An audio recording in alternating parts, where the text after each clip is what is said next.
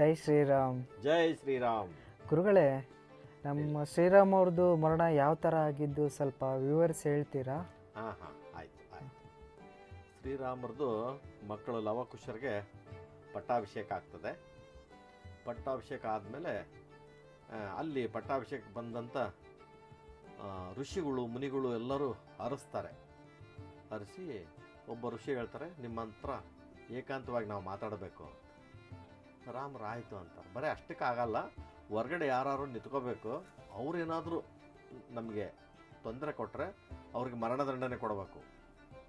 ಹಾಗಾಗಿ ನೀವು ಯಾರು ನಿಲ್ಲಿಸ್ತೀರಾ ಅಂತ. ನಾವು ಲಕ್ಷ್ಮಣನೇ ನಿಲ್ಲಿಸ್ತೇನೆ ಅಂತ. ಯಾಕಂದ್ರೆ ಅವ್ರಿಗೆ ಗೊತ್ತಾಗ್ತದೆ ಯಾರನ್ನ ಬಿಡಬಾರ್ದು ಅನ್ನೋದು. ಹಂಗಾಗಿ ಆಯಿತು ಅಂತ ಇದನ್ನೆಲ್ಲ ಹೇಳ್ತಾರೆ ಲಕ್ಷ್ಮಣನಿಗೆ. ನೀವು ಯಾರನ್ನಾರು ಬಿಟ್ಟರೆ ನೀನು ಮರಣದಂಡನೆ ಆಗ್ತದೆ ಅಂತ. ಆಯಿತು ಅಂತ ಸರಿ. ಇವರು ದ್ವಾರ ಭಾಗದಲ್ಲಿ ಲಕ್ಷ್ಮಣರು ನಿಲ್ತಾರೆ. ದೂರ್ವ ಮಹರ್ಷಿ ಬರ್ತಾರೆ. ಬಂದು ನಾನು ಒಳಗಡೆ ಹೋಗ್ಬೇಕು, ಶ್ರೀರಾಮರ ದರ್ಶನ ಆಗಬೇಕು, ಅವ್ರ ಹತ್ರ ಮಾತುಕತೆ ಆಗಬೇಕು. ಇಲ್ಲ ಇವಾಗ ಅವರು ಏಕಾಂತದಲ್ಲಿದ್ದಾರೆ.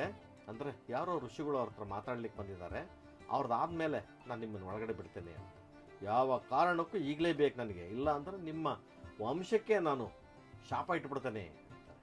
ಅಯ್ಯೋ ಹಂಗೆಲ್ಲ ಆಗೋದು ಬೇಡ, ನಿಂತ್ಕೊಳ್ರಿ ನೀವು ಅಂತ ಅವ್ರಿಗೆ ಒಂದು ಸಿಂಹಾಸನ ತರಿಸಿ ಕೂಡಿಸಿ ಇವ್ರು ಒಳಗೆ ಬಂದ್ಬಿಡ್ತಾರೆ. ಅಲ್ಲಿ ಶ್ರೀರಾಮರು ಮತ್ತು ಮೃತ್ಯು ಇಬ್ಬರು ಮಾತಾಡ್ತಿರ್ತಾರೆ. ಏನು ಮಾತು? ಇವತ್ತಿಗೆ ನಿನ್ನ ರಾಜ ಪಟ್ಟಾಭಿಷೇಕದ್ದು ಮಕ್ಕಳದು ಎಲ್ಲ ಮುಗಿಸಿದೀಯಾ, ನಾಳೆ ಬೆಳಗ್ಗೆ ಅನ್ನೋದಕ್ಕೆ ನಿನ್ನ ಮರಣಕ್ಕೆ ರೆಡಿ ಆಗಬೇಕು, ನೀನು ಕೃಷ್ಣ ಅವತಾರ ತಾಳೋದಿದೆ, ಹಾಗಾಗಿ ನೀನು ರೆಡಿ ಆಗಬೇಕು ಅನ್ನೋದ್ರೊಳಗೆ ಲಕ್ಷ್ಮಣ ಬಂದೇ ಬಿಡ್ತಾರೆ. ಅಷ್ಟೊತ್ತೆ ಅಲ್ಲಿದ್ದಂಥ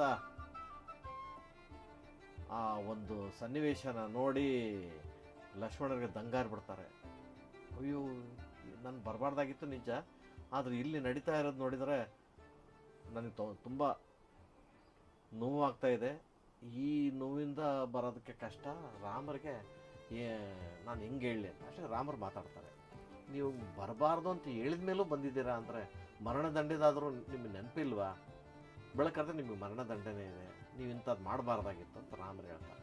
ಅಷ್ಟೊತ್ತೇನು ಅಲ್ಲಿ ಕುಂತಂಥ ಏನು ಇವ್ರ ಜೊತೆಗೆ ಋಷಿ ಒಬ್ಬರು ಮಾತಾಡ್ಬೇಕು ಅಂದಿರ್ತಾರಲ್ಲ ಮೃತ್ಯು, ಅವ್ರು ಮಾಯ ಆಗಿಬಿಡ್ತಾರೆ, ಅದೃಶ್ಯ ಆಗಿಬಿಡ್ತಾರೆ.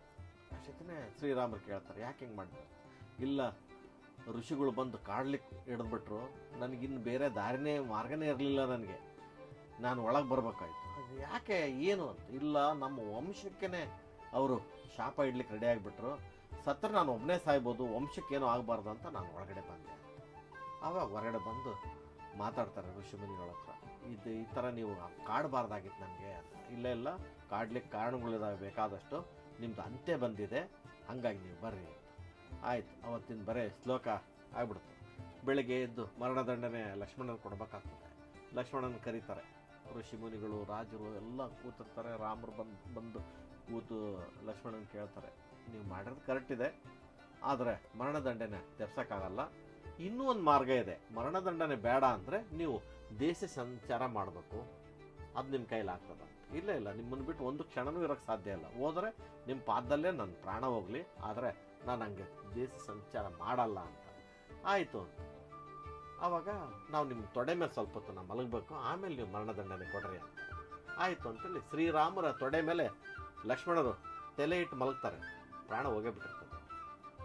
ಆವಾಗ ರಾಮರು ಲಕ್ಷ್ಮಣ ಅವ್ರದ್ದು ಪ್ರಾಣ ಹೋಗಿದ್ದು ನೋಡಿ ಗೊತ್ತಾಗ್ತದೆ ಅವ್ರಿಗೆ.